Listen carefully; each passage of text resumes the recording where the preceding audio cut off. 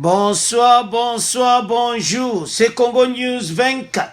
Chers téléspectateurs, comme toujours avant de commencer notre émission, nous disons merci à Dieu, nous disons merci à nos chers abonnés et téléspectateurs qui nous suivent partout dans le monde entier et en RDC. Chers téléspectateurs, et comme temps, Autosola Masolo ya RDC, tous à la connecter parce que la nouvelle à l'élo est à somme. Alors, chers téléspectateurs, à la une seconde plainte contre Kabila au parquet. Donc, Kabila va porter sous plainte contre Yi. Ndenge Mukunda Salaki. Et cette fois-ci, 3500 personnes. Et ça somme la Kabylie en danger. Alors, toko développant on a une mission là-bas. Deuxième point, chers téléspectateurs. Oye yindi, omboka mubimba dongo eza ya kubukana, donc obalobaka somo na dossier, le ministre Tunda ya Kasindi aux arrêts. Chers téléspectateurs, eza somo. Toko rappele bino, procédure nyonso pourquoi bakangi. Alors, chers téléspectateurs, à cause de la juger ce soir, en flagrance, il risque 10 ans de prison pour faux en écriture et usage de faux. Donc, bakangi oya sali eza usage oyo obalobaka usage de faux. Ezalaki somo na conseil des ministres, fachi a fâché mabe, fachi a telemi a kati conseil des ministres. Donc, on développe mon émission na biso. Alors, chers téléspectateurs, soyez les bienvenus de Toloba qui n'est pas de l'émission Oyo, parce que ça somme émission Oyo. Ba point eza kaka 2 points. Et puis ba point ngo eza kafu kafu. Premier point, ndenge Tolobi en a sommet, ezali ete la Kabylie ba yeli plainte mususu. Et puis yami balé, eza oyo bakangi ministre de la justice, donc tozo ya na poana kunesi yindi obalo bakeza ya kuinda. Alors to bandana na yemoko l'architecte. Premier point, Kabila. Vous vous souvenez, Mukuna portaki plainte contre Kabila. Alors, oyo commis seconde plainte contre Kabila. Mais oyambala oyo eza somme. Ba journaux internationaux dont ba dossier ko sakana ngote webimi. Plus de 3500 personnes ont déposé plainte mercredi à Bukavu et à Kinshasa contre le sénateur à vie Joseph Kabila pour destruction méchante, pillage et crimes contre l'humanité. Viol et meurtre. Chers téléspectateurs, ça somme. Ndenge to tcheli binouana. Vous vous souvenez de Kabila kuna assassin biso peuple to bakati. Donc pendant les 18 ans boyo kakaka ke kuna o bapaya o ADF o ba groupe armé nzokande yemoko gouvernement azako nyoko la peuple na nenga mukiti. Donc isa mawa na so pese mission y avec pasi comment na ko ba ndeko na biso ba souffrir pendant des années. Et puis ils ont pris ça de 2016 à 2018. Alors qu'il s'est prolongé à la présidence au-delà de la limite légale, entre 2016 et 2018, l'ex-chef de l'État avait fait procéder à des démolitions et des saisies de terres villageoises du territoire de Kabare au sud Kivu où il désirait s'aménager une propriété. Vous vous souvenez que yé mandat na yé apusaki yango donne encore contre la constitution. Ouah des infractions. Et puis de 2016 à 2018, abandi ko sasa na sud Kivu. démolition kobuka bandaku baza kobuka do oyo kaka somo. Alors mercredi au kaka c'est mercredi 24, alors bakeko porter plainte 3500 personnes. La Kabila atali gauche atali droite makambo yo obolo bakaba force à battu tala. Chers téléspectateurs, déjà liboso bakene kotika wapi ya mukuna na cour constitutionnelle batabukavu babule abitala ya mukuna totika ya kuna batika ya mukuna donc et ça la bena kitoko te biso sodo kende na cour constitutionnelle na cour de cassation babano ya bango ya Bukavu wa bande ko namba iba pasi na bango batika ngo na Bukavu.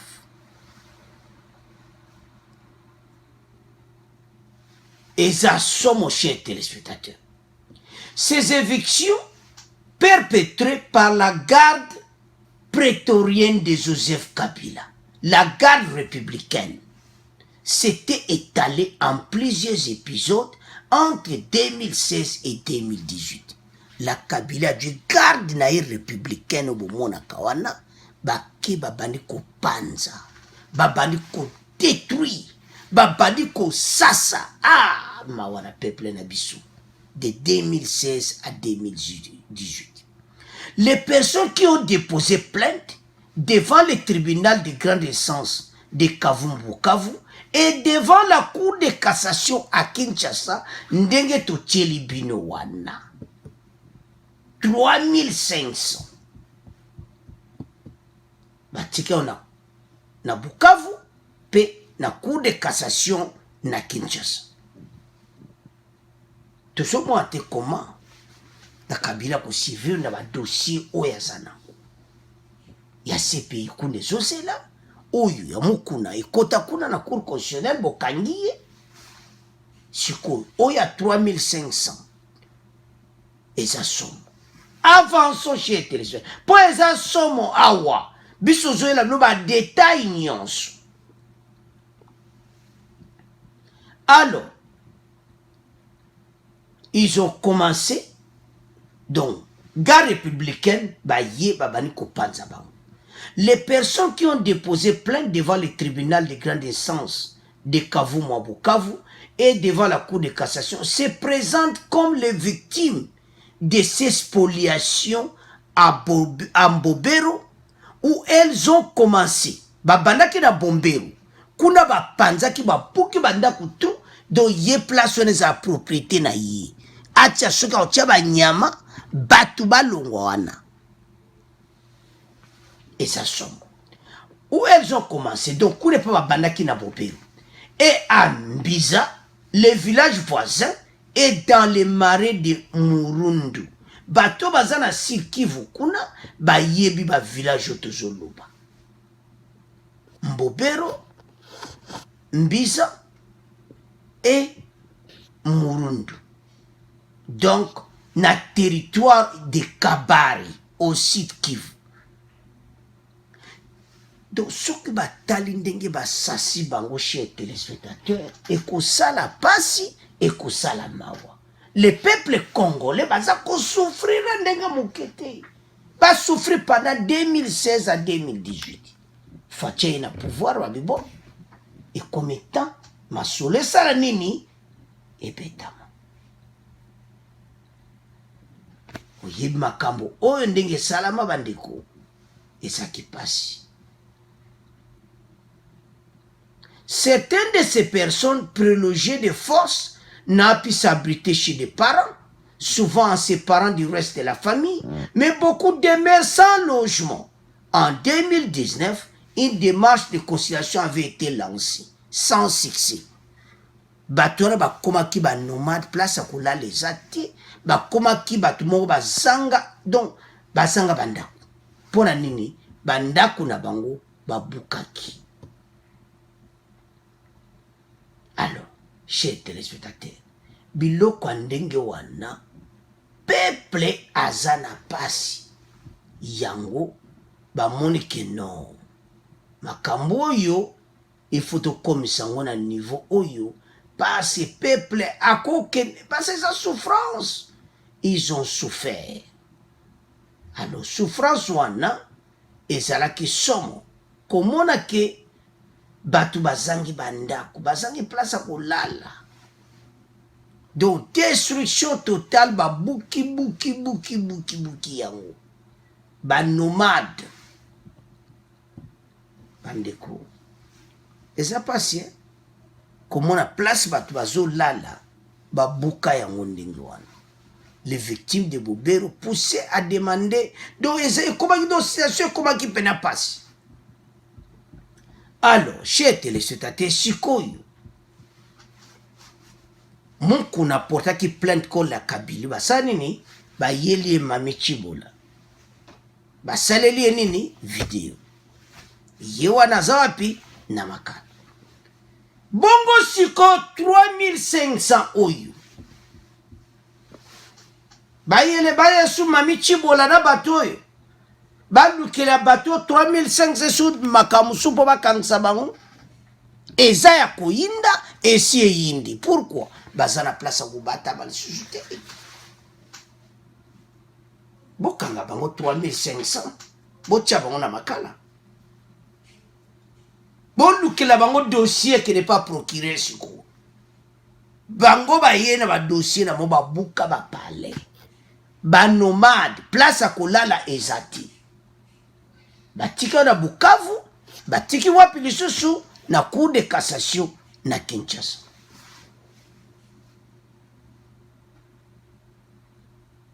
Des pillages, crimes contre l'humanité, viol et meurtre. Banani basali la garde républicaine. Et c'est bon que nous coûtons faire des cités. La garde républicaine personnelle ya yemoko. Ba yé, ba sasi tous les villages. Alors, chez les va porter bango plainte. Ce qu'on tolobani. Botala bino moko. Ba dossier ya boyi. Comment peuple congolais a souffert na maboko a Kabila. Alors, chez les tika una bino. To komo leka sikoyo. Na oebo mboka. Ntunda ya Kasindi Ozari.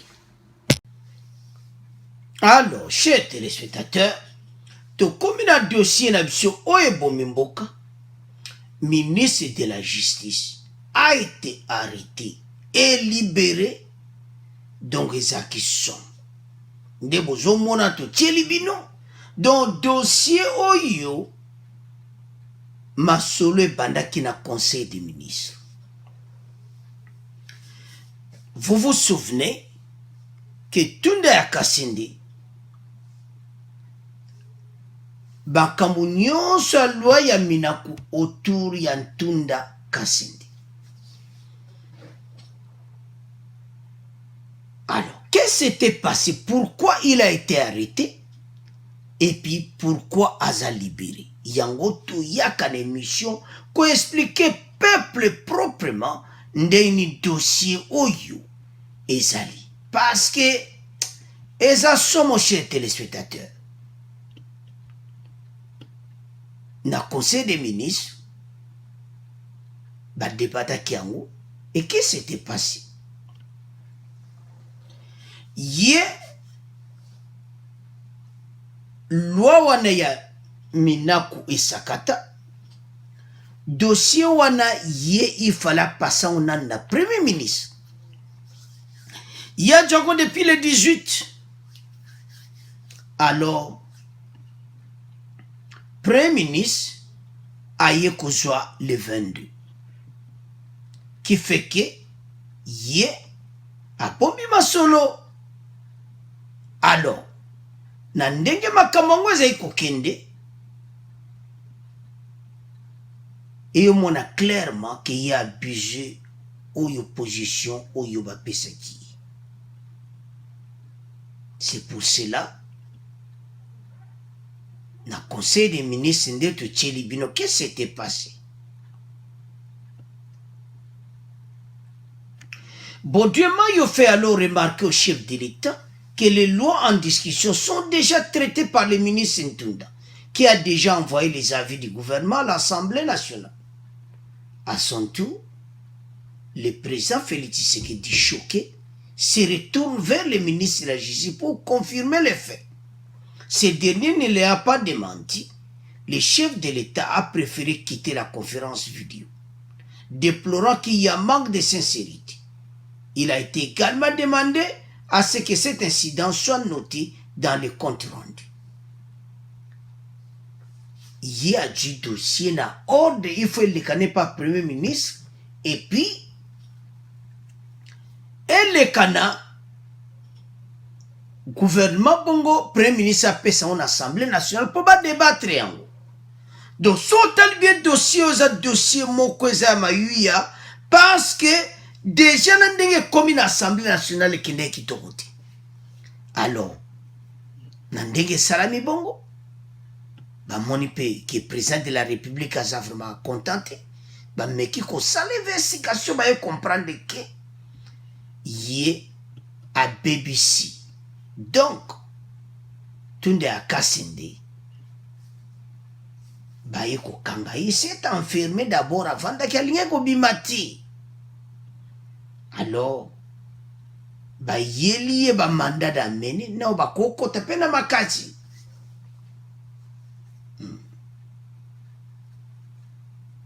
Et puis, il a accepté de suivre les policiers.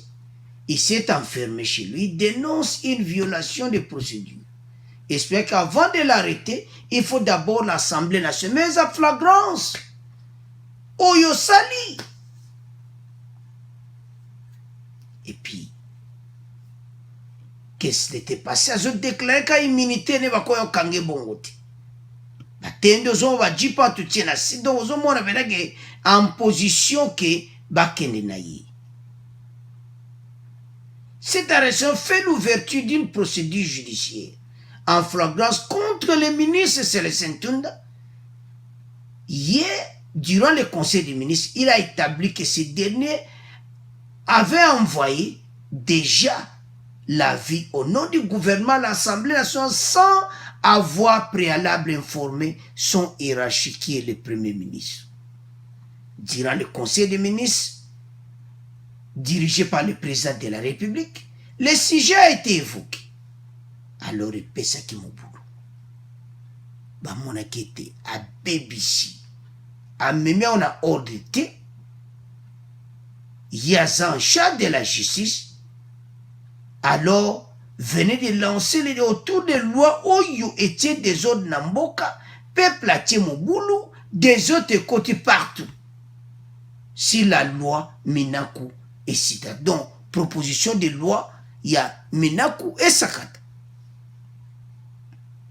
Tout le cas, c'est né à l'yaki kaka akoma kaka. Tout le monde. Des président de la République, le Conseil supérieur à la magistrature, il y a Zaladjo. Bato FCC va raisonner kandenge moko impossible. Impossible va raisonnement na bango. Alors, chers téléspectateurs, Mibeko, et quoi il va kangi et va kena ye. Yeba ki procédure on ne va kanga ki ye. Toujours na point d'abord ni va libérer. Mais à tout le monde ni va kangi d'abord. Dans la désordre de côté, dossier wana ekozala jamais.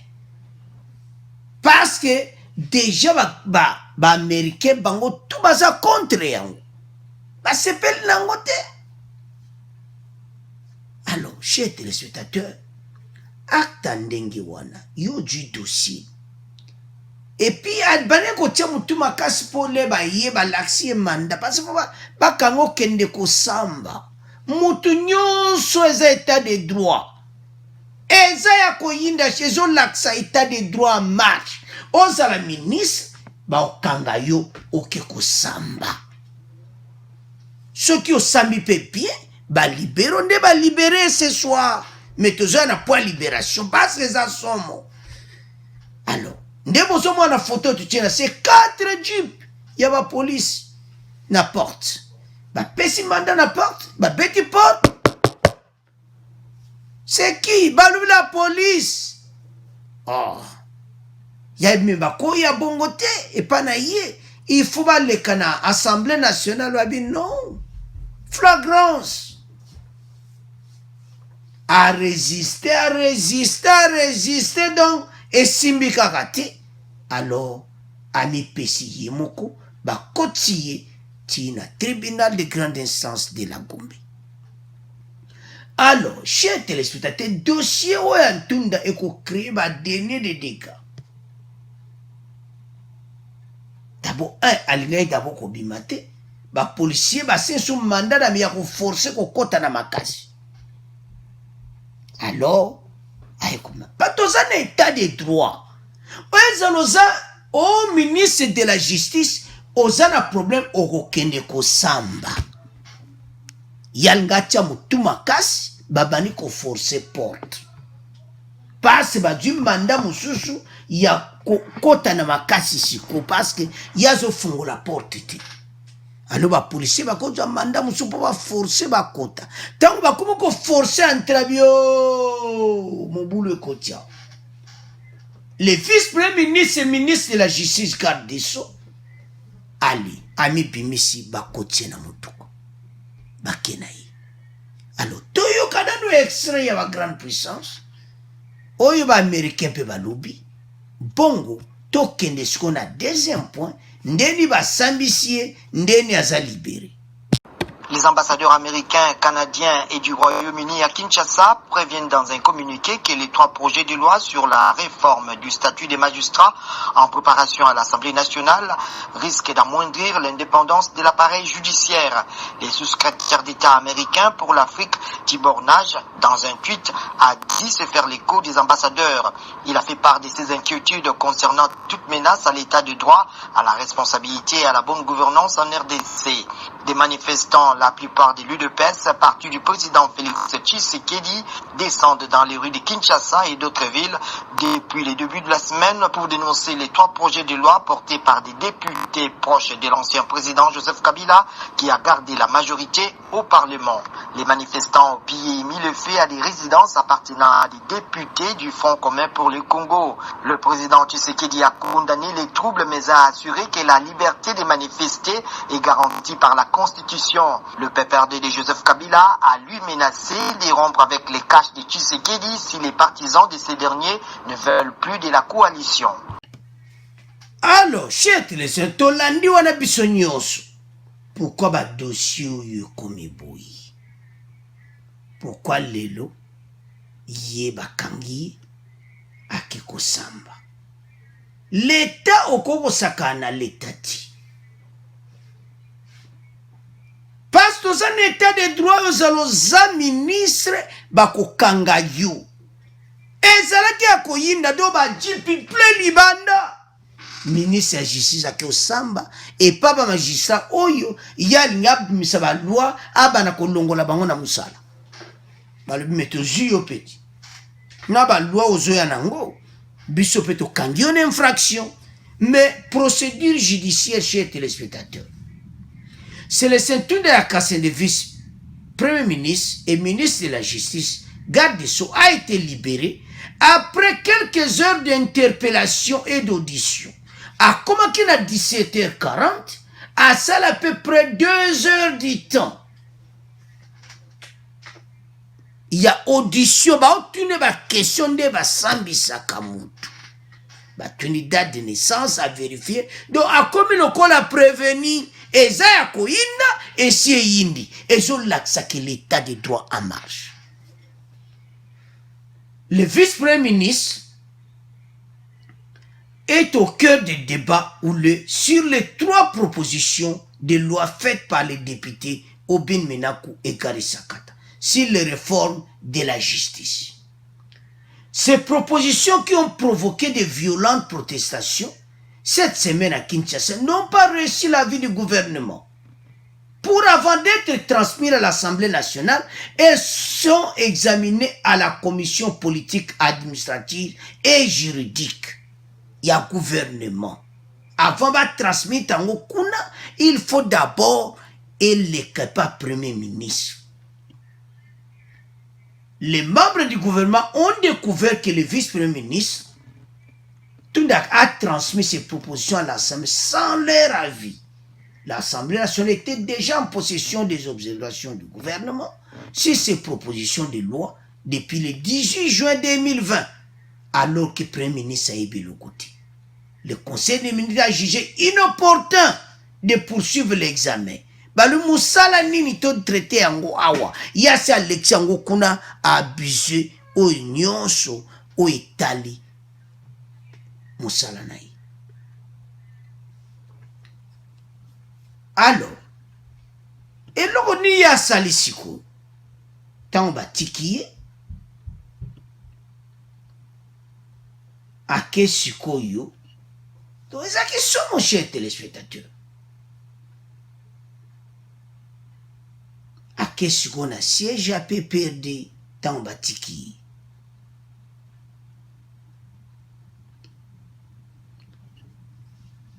Passe ba, il faut pas s'ambisaye. Le kola moutunyon so ba s'ambisakaye.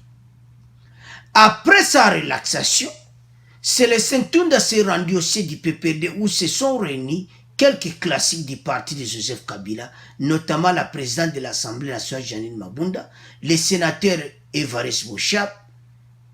On ne peut pas nous intimider, à lancer Ramazani Chadar. Vous avez un problème sérieux. Le vice-ministre de la Justice a été interpellé ce soir par la Cour de cassation parce qu'il fallait Ezalandengiwana. Alors, chers téléspectateurs, il fallait pas s'ambisser. Andi makité que à cause de la interpellé. Nde bozomone la photo na ba masque. Tellement M. Tunda Kasende, votre nom, date de naissance, village natal, Bassambisier. À mon épingle que oui, l'état de droit de Fachi en marche. Aux amis, au salut des gars, au monde ma kamuna yo. Alors, chers téléspectateurs, les amawa. Oyo, oileki.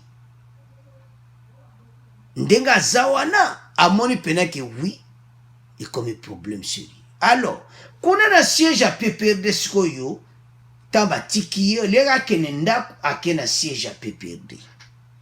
Kuna yo kutanan, Janine Mabunda. Tala, bato bazan mystique. Janine Mabunda na siège à PPRD na Chadari. Ake ko beta on li solo ndeni liki. Siko Chadari, Azolobake, on ne peut pas nous intimider. Mais il y a sali des gars. Boebi Batuoko, baza toujours na souka. D'abord dossier wana, eko salamati, peuple a kubarikade angolkuna. Parce que il y a sali qui sont déjà dans l'Assemblée nationale. Mais, bah député moussou même à FCC déjà bani ko dénoncer. Et puis bah tribunal RDC ba magistrat nyonso ba ko se révolter. Et cause la somo. Et puis ndenga zana procédure bazo landela yi. Batikiye mais procédure judiciaire ils ont continué parce que oya lobi kuna soka kosi bako kangai. Parce que nde basambisi wana procès verbal wana batuni ba question ye atinda kiango kuna. De na conseil des ministres akoka ko wangana te. C'est ça c'est face à face que sincérité zati. Alors, dossier na yé pour le moment, za mutumoko, aza déjà un problème sérieux. Alors, chers téléspectateurs, dossier oyo déjà bendi ba donner des dégâts. Toko yoka ne mikole koya, tunde akasende. baokange penza wana ekomaki boya lisuku liberi eza ya koyinda esi eyindi bongo Shadari na siège a PPRD tant bakomi kuna yazoloba ke bakoki kointimide bango te eza intimidation te yenda asalaki masolo ya lokuta na ndenge ya mabe passe lettre nyonso avekende kuna ife étudier d'abord na premier ministre apesa premier ministre azani moto ami na FCC.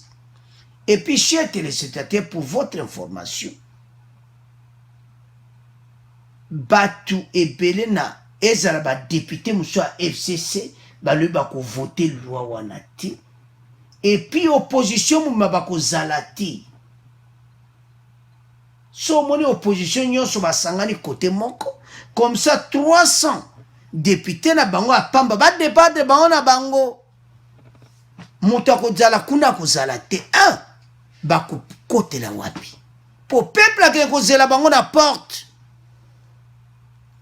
baya siko traiter dossier wana alors eza dossier mo eza na ba problème et puis eza condamné par nyonso ba partenaire international ba condamné les États-Unis tout le monde ba condamné yango et puis trois ba magistrat nyonso baza contre yango ntunda azana problème sérieux bato yeka kazo menacer bango pe ba samsi ce soir amoni makamuna ete angasa lolendo angasa lolendo